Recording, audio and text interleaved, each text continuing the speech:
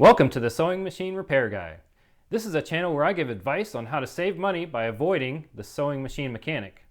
Also, learn with me on repairs of various machines. And I will conduct reviews on new machines from a mechanic point of view. Come learn with me. Today we have a Brother XL2600. This is not a new machine. This is a machine that we actually had used to make masks with, and this is a machine that took part in making over 6,000 masks, and we just finished cleaning it, and I figured we'd do a review while we have it and take a look at this machine. So let's talk about ease of use for this machine. I've already run a bobbin on this machine and it's pretty easy to use. It's pretty straightforward. I'm not going to go through that. I do have another video that covers that, but I am going to place our bobbin in. I mean, just like that. That's how long it took me to put the bobbin in. Not very long at all. And now we're going to thread our machine. I use a separate thread stand. Not everybody does, but that's what I use. We do have a needle threader, which the older you get, the more you appreciate. That's it. Thread. We are threaded. Now we're good to go.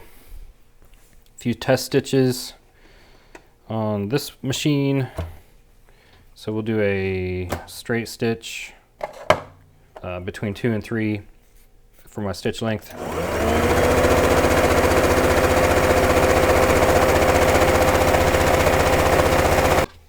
So that's pretty good. Now we're going to try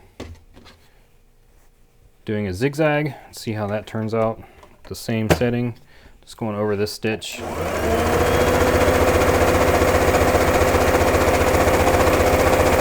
like the speed of this machine. Okay, that time it didn't end up. There we go. It's a very good speed, good, nice and speedy for those of you that like to sew and you've used a slow machine before. This one's actually not that bad. Oh, look at that tension. That's perfect. So I did sew right over my other stitch, but you can see the white looking pretty good and the blue on the bottom side also looking pretty good. Durability. So let's look at the outside of this machine and some of the durability. So it's one of the machines that has this little clear-ish kind of dark colored cover,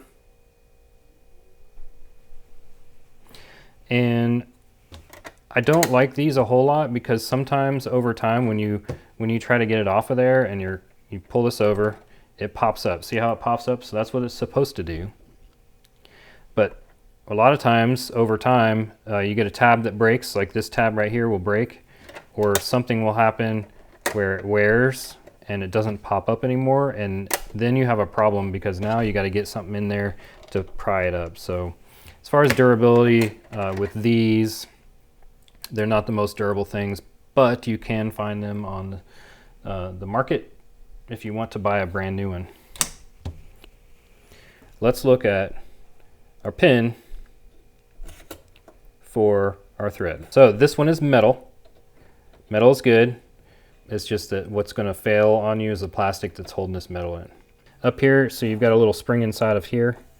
It's something you got to keep an eye on and make sure that that stays there and doesn't get bent as you use it.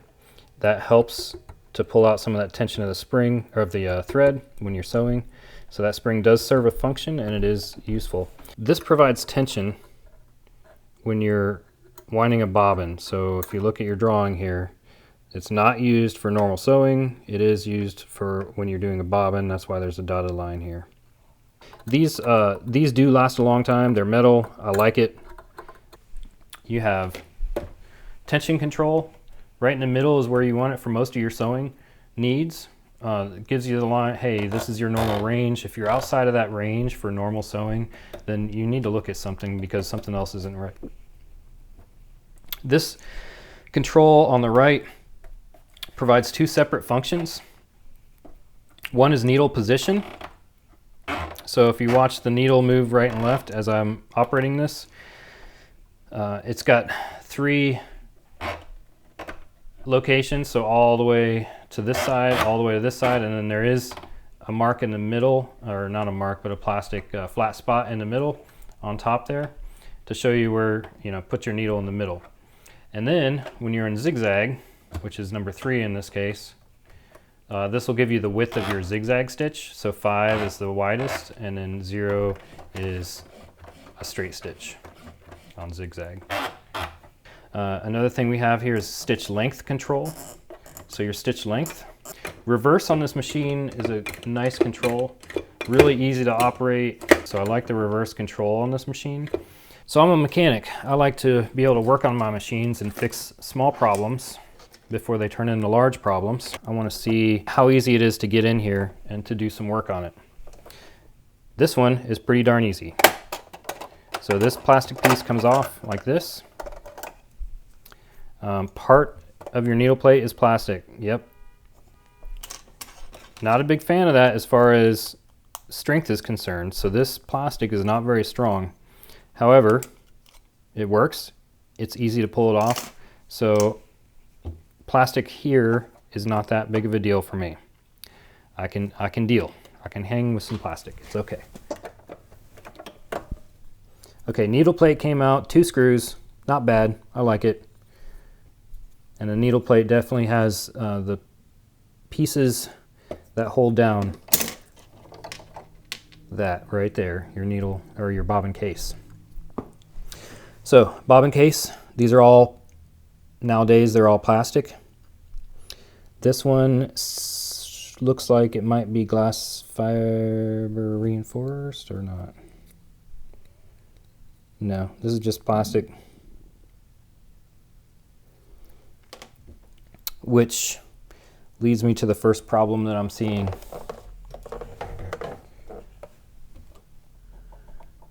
Your hook assembly, they're using plastic. So the hook assembly on this machine is made out of plastic. The hook itself is a metal part that's screwed into the plastic hook assembly. So if I want to maintain my machine, I have access to this whole area, which is one of the areas that you need to clean, make sure it's good and clean. You can clean that at home, no big deal. There's another area that you need to clean, which is up here. This Brother sewing machine gives me access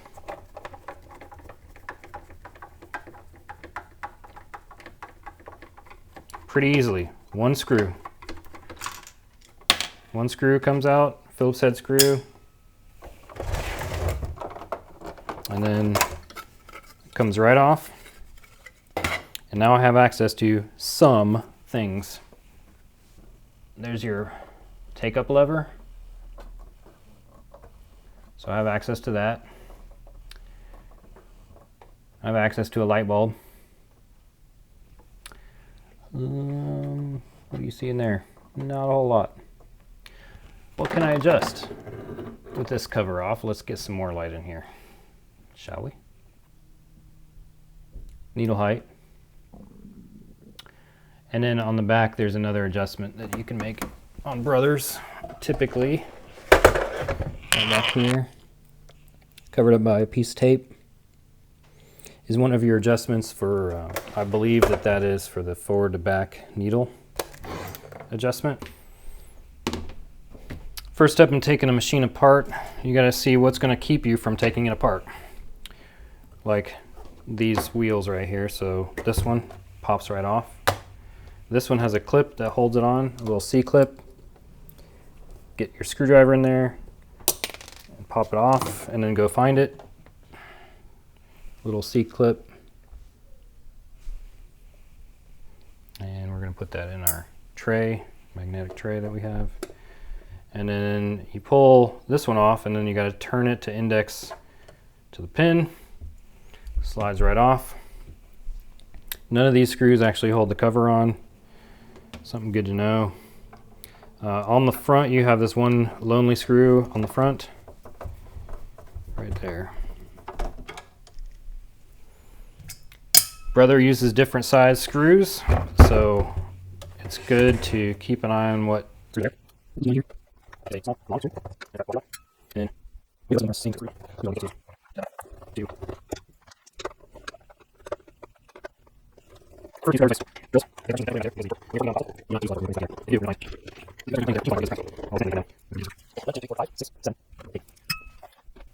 When you're working on a Brother machine like this, you get all the screws out. If you're having troubles, make sure that that take-up lever is not all the way up, and then it should raise up and come out, because your stitch width control is attached to the machine. Your tension stays on the front cover. And that's it. So this machine gets an A for ease of taking it apart. I didn't have to get my plastic pry tools to pry anything apart like I do in most Singers, and it came apart pretty easily, so I like this machine for how easy it is to take it apart. What do I not like about this machine? So this machine has been used, I don't know how many years exactly. I can't imagine too many years. We did use it quite a bit here recently to make masks, breathing masks. But if you look at this bottom shaft, you can see dots all over it. That's corrosion. So that chrome plating, look at that, right there next to that bushing. Right there next to that bushing, you're missing that much chrome plating. So these bushings require oil. The only way to get to them is to take the machine apart like I just did. So 1, 2, 3, 4 bushings have to be oiled. Let's look at our other materials inside of here. We said everything is mechanically controlled. You do have a lower shaft which runs the hook and also runs your feed dogs, so that's good. Let's look at some of the quality of these parts. We said we have a plastic hook. I'm not a big fan of that. We do have metal feed dogs, that's good. Up here for your needle, you do have a plastic piece up here, but that plastic piece is not driving the needle. That's what drives your take-up lever right here. So, not bad. We have metal that's driving the needle. It's all metal to that needle. So that's good. There are 2 rubber belts. So the motor is right here. Motor connects to your hand wheel via a belt. There's also a clutch inside there for that, right in here. And then you have a timing belt over here. You will notice that this machine does not have what you would call a frame. It's plastic, it's corrugated plastic. If you see these boxes here, that's to stiffen up the plastic because there is no metal frame. So why do I not like plastic? These sewing machines operate on the principle that fractions of a millimeter matter. Fractions of a millimeter, fractions of an inch, little tiny fractions matter. You can see how that needle goes in there. It's got equal spacing front and back, side to side, all that kind of stuff. Looks pretty good. But this is a plastic machine. So if I take my hand and I push,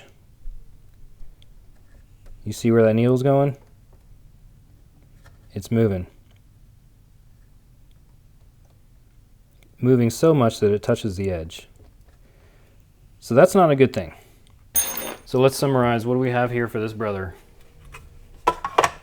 If you are looking for a sewing machine that's easy to use, easy to maintain, relatively inexpensive, this is the machine for you.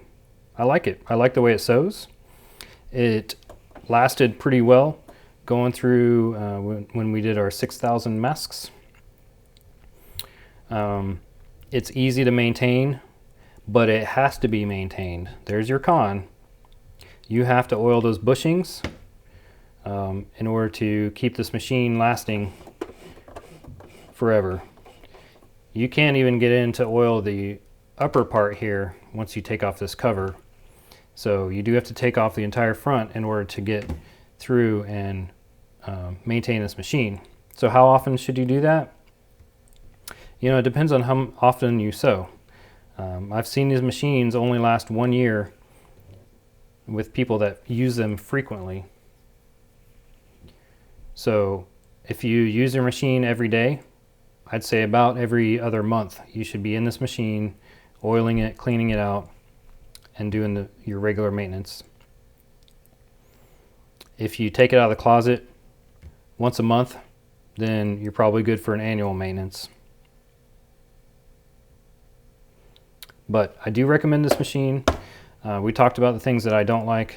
This is not going to be a machine that you're going to pass on to your grandkids, but it's going to get you through your kids. Thanks for watching. I hope you enjoyed this video. If you did, please subscribe. Also, I'd love to hear from you. If you have any ideas for future videos, please leave a comment below and let me know. I hope you have a great day.